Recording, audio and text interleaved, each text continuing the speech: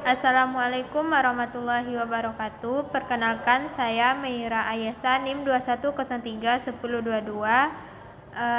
Saya akan menampilkan video pengembangan RPP KD 3.10 kelas 11 SMA mata pelajaran biologi.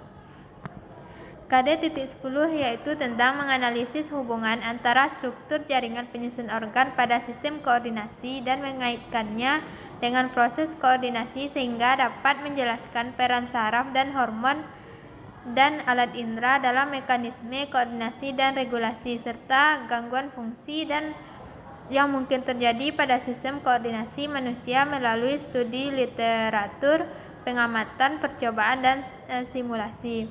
Sedangkan KD 4.10-nya menjelaskan tentang hasil analisis data yang dari berbagai sumber, pengaruh pola hidup, dan kelainan pada struktur dan fungsi organ sistem koordinasi yang menyebabkan gangguan sistem saraf dan hormon pada manusia melalui berbagai bentuk media informasi. Selanjutnya, tujuan dari pembelajaran materi dari KD ini yaitu peserta didik dapat menganalisis hubungan antara struktur jaringan penyusun organ pada sistem koordinasi dalam kaitannya dengan mekanisme koordinasi dan regulasi serta gangguan fungsi yang dapat terjadi pada sistem koordinasi manusia dan menyajikan hasil analisis pengaruh pola hidup terhadap kelainan pada struktur dan fungsi organ sistem koordinasi yang menyebabkan gangguan sistem saraf dan hormon pada manusia berdasarkan studi literatur, sehingga peserta didik dapat membangun kesadaran akan kebesaran Tuhan Yang Maha Esa, menumbuhkan perilaku disiplin, jujur, aktif, responsif, santun, bertanggung jawab, dan kerjasama. Materi yang akan dibahas pada KD ini yaitu yang pertama sistem saraf, sistem indera, sistem endokrin, proses kerja sistem koordinasi, gangguan yang dapat terjadi pada sistem koordinasi, dan kelainan yang terjadi pada sistem koordinasi. Sedangkan metode dan pendekatan pembelajaran yang digunakan yaitu dengan metode ceramah, diskusi, dan tanya jawab. Sedangkan pendekatannya pendekatan saintifik. Model yang digunakan yaitu model PLB dan Cooperative Learning tipe Make-Emmet. Media, alat, dan sumber pembelajaran yang digunakan yaitu yang pertama PPT, sistem koordinasi. Alat yang digunakan berupa laptop, papan tulis, spidol, dan proyektor. Sedangkan sumber belajarnya dari buku pembelajaran biologi. Kegiatan pembelajaran pada pertemuan pertama yaitu yang pertama KD yang indikator pencapaian yang harus dicapai pada KD ini. Yang pertama, mendeskripsikan struktur dan fungsi sel pada sistem saraf manusia. Yang kedua, menganalisis mekanisme pengantaran impuls. Yang ketiga, membedakan susunan saraf pusat dan saraf tepi. Yang keempat, membedakan mekanisme gerak sadar dan gerak refleks.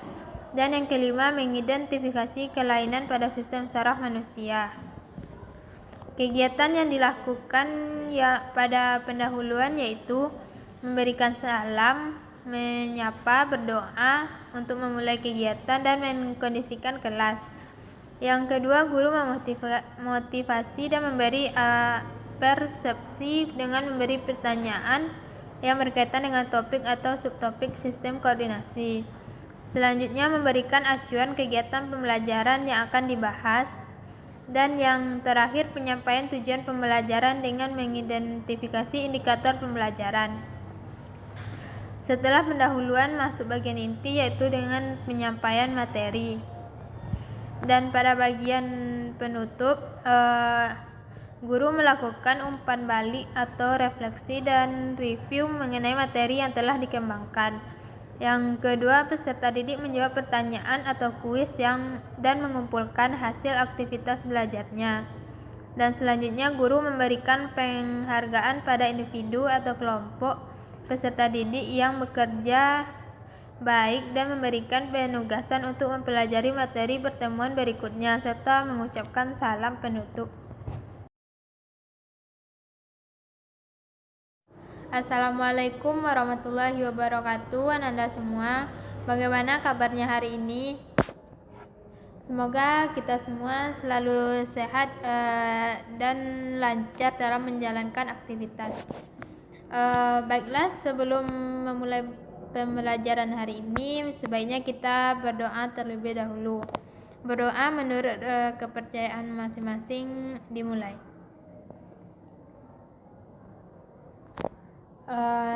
Langsung saja kita masuk pada materi pada pertemuan hari ini, yaitu tentang sistem koordinasi.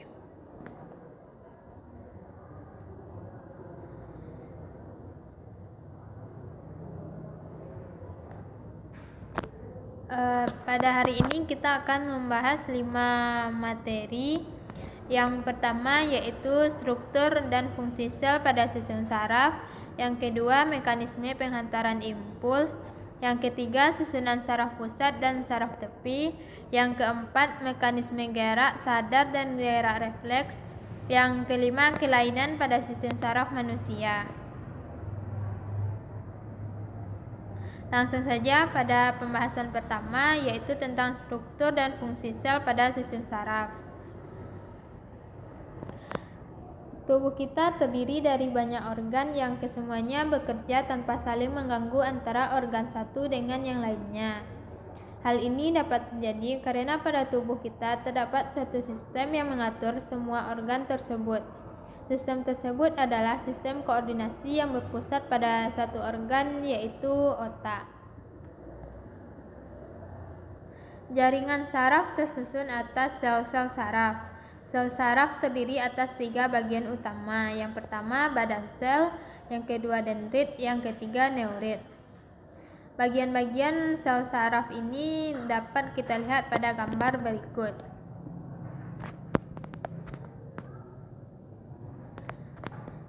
Badan sel ialah bagian yang terbesar. Fungsinya untuk menerima rangsangan atau impuls dari dendrit dan meneruskannya ke akson atau neurit. Dendrit ialah serabut saraf pendek yang biasanya bercabang-cabang. Fungsinya menerima rangsang dari ujung akson neuron lain dan dibawa menuju badan sel saraf. Neurit ialah serabut saraf panjang, biasanya tidak bercabang. Fungsinya meneruskan rangsang dari badan sel ke kelenjar dan serabut-serabut otot. Neurit ini dibungkus oleh selubung mielin. Selubung mielin dikelilingi oleh sel syahwat. Neurit yang tidak berselubung mielin disebut dengan nodus Renfield. Fungsi dari sistem saraf ada 3. Yang pertama, penghubung antara tubuh dengan dunia luar melalui indera. Yang kedua, mengatur respon terhadap rangsangan. Dan yang ketiga, mengatur dan mengendalikan kerja organ-organ tubuh sehingga dapat bekerja sesuai fungsinya.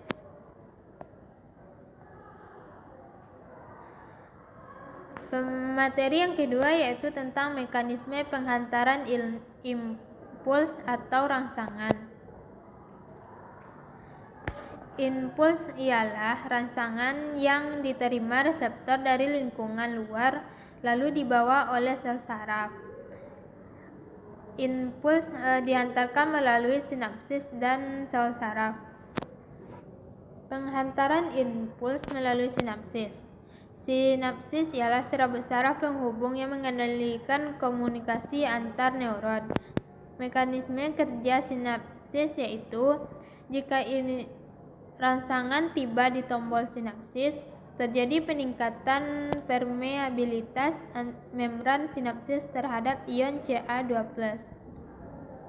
Kemudian ion Ca2+ dan gelembung sinapsis melebur dengan membran prasinapsis sambil melepas neuron transmitter. Neuron transmitter ini membawa rangsang lalu neuron tersebut dihidrolisis oleh enzim yang dikeluarkan membran postsinapsis, misalnya asetilkolinesterase. Selanjutnya pengantaran impuls melalui sel saraf. Karena adanya perbedaan potensial listrik di dua sisi membran serabut saraf. Jika tidak ada rangsang, neuron ini dalam keadaan istirahat. Muatan listrik di luar membran neuron adalah positif, sedangkan di dalam neuron adalah negatif. Keadaan tersebut disebut dengan keadaan polarisasi. Mekanisme penghantaran impuls melalui akson dan sinapsis dapat dilihat pada gambar berikut. Mungkin sampai di sini, apakah ada pertanyaan dari Ananda semua?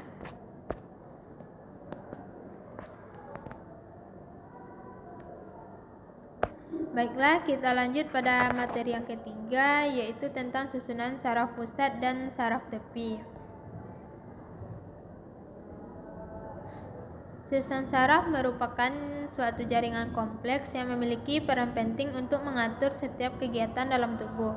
Beberapa fungsi sistem saraf yang sering kita dengar adalah untuk berpikir, melihat, bergerak, hingga mengatur berbagai kerja organ tubuh.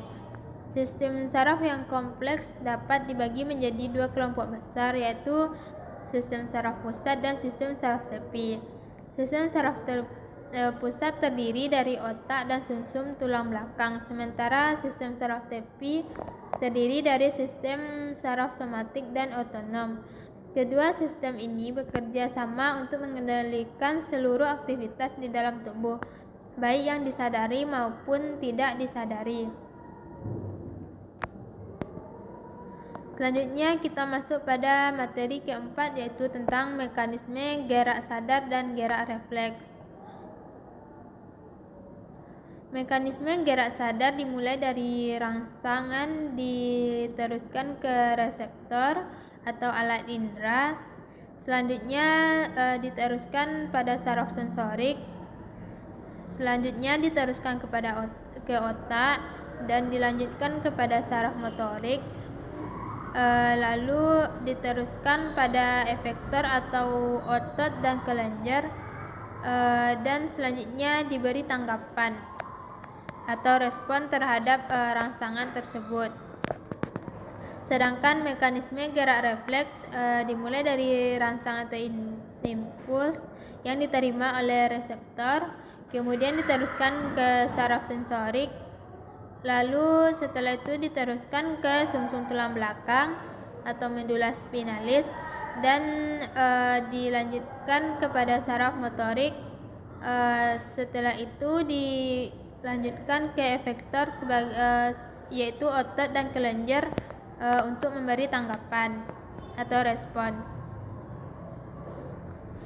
Materi yang terakhir yaitu tentang kelainan pada sistem saraf manusia. Di sini ada beberapa contoh kelainan pada sistem saraf manusia. Yang pertama, epilepsi. Epilepsi adalah kelainan pada neuron di otak. Penderita epilepsi tidak dapat merespon berbagai rangsangan dalam berbagai bentuk. Selain itu, otot-otot rangka juga berkontraksi secara tidak terkontrol. Kelainan yang kedua yaitu Alzheimer. Alzheimer biasanya menyerang mereka yang sudah berumur di atas 65 tahun. Gejala penderita Alzheimer antara lain berkurangnya kemampuan dalam mengingat. Yang ketiga yaitu migrain. Migrain disebabkan oleh kurangnya suplai oksigen pada salah satu bagian otak. Yang keempat yaitu gegar otak. Gegar otak adalah cedera di kepala, misalnya akibat dari kecelakaan. Dan yang kelima yaitu amnesia. Amnesia adalah ketidakmampuan mengingat hal yang telah terjadi karena ada cedera pada otak. Amnesia sendiri ada yang bersifat permanen dan ada pula yang bersifat sebagian. Mungkin hanya sekian dari materi kita pada pertemuan hari ini. Untuk pertemuan selanjutnya, Ibu akan memberi lembar kerja untuk masing-masing siswa dan akan dikumpulkan pada pertemuan selanjutnya. Ibu sudah dengan Assalamualaikum warahmatullahi wabarakatuh. Sampai ketemu di pertemuan selanjutnya.